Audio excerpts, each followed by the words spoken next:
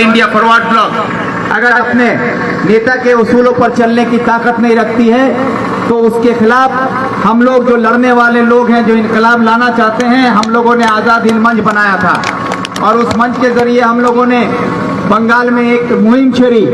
लेकिन अफसोस कि हमारे फॉरवर्ड ब्लॉक के लीडर्स को लगा कि जिस तरीके से विक्टर को पूरे बंगाल में समर्थन मिल रहा है, अगर विक्टर पार्टी में रह गया तो विक्टर हम ही नेता रहेगा, हम लोग कोई नेता नहीं रहेंगे।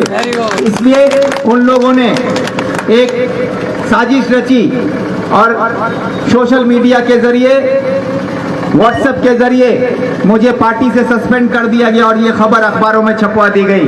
पूरे बंगाल को बता दिया गया कि विक्टर को सस्पेंड कर दिया गया है। उसके बाद पूरे बंगाल में हड़कंप मचा, पार्टी के लोगों में नाराजगी फैलने लगी। लेकिन उसको लेकर बैठकर सुधारने के बजाय हमारे all India general secretary comrade Devvrat विश्वास ने रातों रात अखबारों में एक खबर छपवा दी कि विक्टर को पार्टी से निकाल दिया गया है।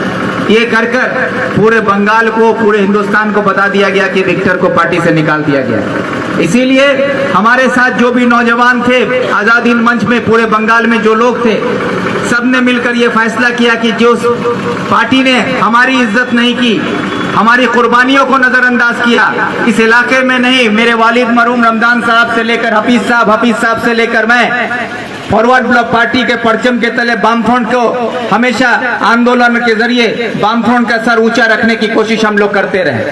लेकिन आज जब हमारी कुर्बानियों को, हमारी इलाके में जो लोग हमारे साथ जुड़े, उनकी इज्जत नहीं की गई, तब लोगों ने यह फैसला किया कि हम लोगों को अब कोई दूसरा रास्ता इख्तियार करना चाहिए।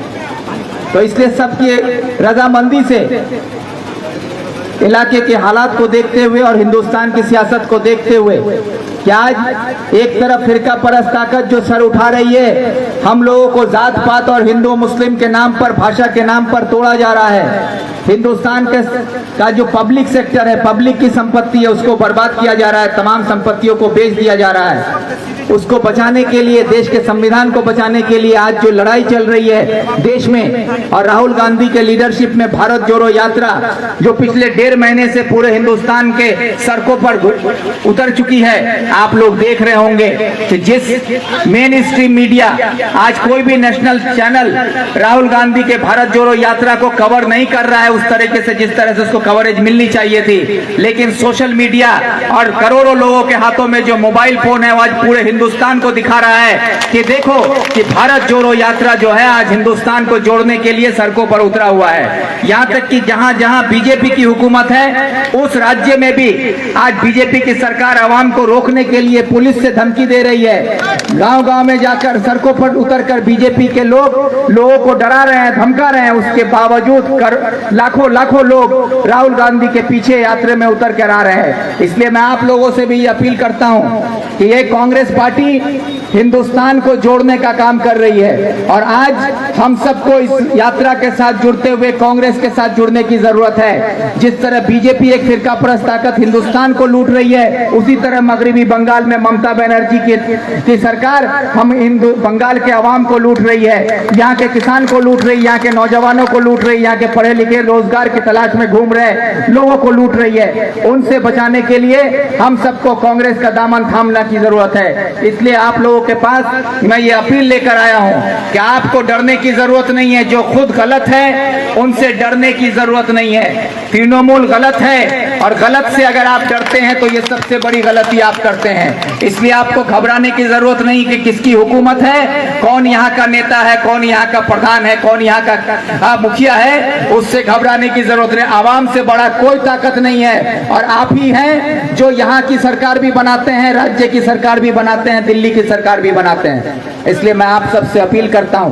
कि आप लोग एकजुट होकर कांग्रेस का दामन थामिए, कांग्रेस में मेरे साथ आइए। आप लोगों को मैं यकीन दिलाता हूं कि ये वही सरजमीन है ग्वालपोखर की, जिस सरजमीन ने विक्टर को एक नई पहचान दी थी सियासत में। और आप लोगों के ही दुआ से विक्टर आपके यहाँ के ग्वालपोखर के सड़कों से होते हुए बंगाल के सदन तक पहुंचा था और आपके गांव की, आपकी मां बहनों की, मजलूम लोगों की आवाज बनकर आपके सड़क से लेकर सदन तक गूंजते हुए आज मगरबी बंगाल का नेता बन चुका है।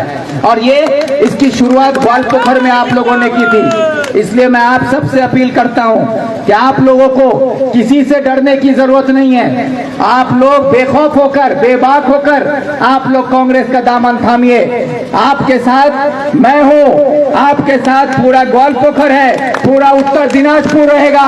एक मंत्री है यहाँ पर, उससे डरने की जरूरत नहीं है। कोई एक प्रधान से डरने की जरूरत नहीं है। जो मंत्री खुद ममता बनर्जी की चमचागिरी करते हुए इलाके की बात नहीं बोल सकता, उस मंत्री से डरने की जरूरत नहीं है। क्योंकि हम लोगों ने देखा है कि जिस दिन रायगंज में ममता बनर्जी ने हमारे इस इलाके के सबसे अजीम सियासतदान और सबसे बुजुर्ग सियासतदान जनाब अब्दुल करीम चौधरी साहब ने हमारे हक की बात की थी, इलाके के हक की बात की थी, आपके लिए बोला था कि इस्लामपुर सब डिवीजन को इस्लामपुर जिला बनाया जाए, तो उस वक्त ममता बनर्जी ने जिस तरह से उनको धुतकारा था, उनको बेइज्जती की थी, उनके साथ बदसलूकी की थी, उस वक्त जिम्मेदारी बनती थी कि रब्बानी, गुलाम रब्बानी करीम चौधरी के साथ खड़ा होकर ये कहता कि आप मेरे जिला के सबसे बुजुर्ग एमएलए की बेइज्जती कर रही हैं और वो हमारे लिए बोल रहा है, तो आपको उसकी बात सुननी होगी, आप उसको बेइज्जत नहीं कर सकती हैं, ये कम से कम कहना चाहिए था। लेकिन हमने क्या देखा कि रब्बानी साहब ने वहां पर चमचागिरी करते हुए, तलवा चाटते हुए ये कहा था कि आपनर मतन तो मुख्यमंत्री है ना, ये कहा था। तो ऐसे जो ममता बनर्जी के सामने आपके हक की बात बोलने को तैयार नहीं हो, जो ममता बनर्जी के सामने आपकी आवाज बन के खड़ा नहीं हो सकता, जो हुकूमत में है और हुकूमत में रहते हुए वो आपके लिए बोलने से डरता हो, तो ऐसे डरपोक और बेकार रहनुमा को चुनकर आप लोगों ने गलती की है। और इस गलती को सुधारने के लिए शुरुआत पंचायत से करनी होगी। पंचायत में जो शुरुआत आप करेंगे वो शुरुआत आपकी होगी, यह आगाज पंचायत में करना होगा। और हमारा एक ही नारा है कि दुर्नीति मुक्त पंचायत गोरार्जुन ने कांग्रेस हाथ शक्त करूँ, यही बोल के आप सबसे शुक्रिया अदा करके अपनी बात खत्म करते हैं। वंदे मातरम।